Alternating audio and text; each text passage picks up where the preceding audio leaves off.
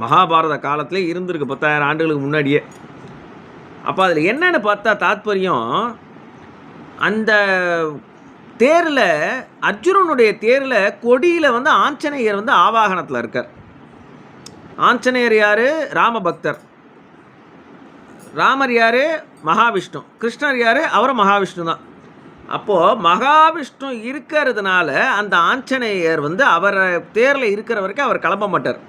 ஆஞ்சநேயர் வாயுபுத்திரன், சரக்குன்னு கிளம்பிடுவார், காத்தா பறந்துடுவார். அப்போ இவர் தேரை விட்டு இறங்கிட்டார்னா ஆஞ்சநேயர் கிளம்பிடுவார் காத்தா. அப்போ என்ன ஆகும்? அந்த வெடிகுண்டு வெடித்து அர்ஜுனா செத்து போயிடுவான். அதனால் நீ முதல்ல இறங்க, அப்புறம் நான் இறங்குறேன்ட்டார் பகவான். சரியா, பகவான் சொன்னால் கரெக்டாக இருக்கணும், அவன் அந்த ஃபாலோ பண்ணிவிட்டு கேட்டுன்னு இருந்தான். இது எதுக்கு இதை சொல்கிறேன்னா, ஏற்கனவே பல வீடியோக்களை நான் சொல்லியிருக்கேன். உங்கள் குடும்பத்தில் யார் அதி தேவதை அப்படின்னு பாருங்கள் அப்படின்னு சொல்லியிருக்கேன். உங்கள் குடும்பத்தில் யார் சுப்பீரியர்? ஒரு குடும்பத்துலேயும் ஆண் இருக்கலாம், பெண் இருக்கலாம், அப்பா இருக்கலாம், அம்மா இருக்கலாம். அந்த உங்கள் குடும்பத்து தலைவர் சுப்பீரியர் ஆஃப் திஸ் ஃபேமிலி யாருன்னு பார்க்கணும்.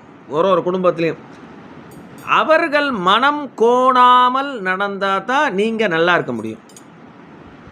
அது அப்பாவாக இருக்கலாம், அம்மாவாக இருக்கலாம், யாரோ ஒரு குடும்பத்தில் ஒருத்தர்.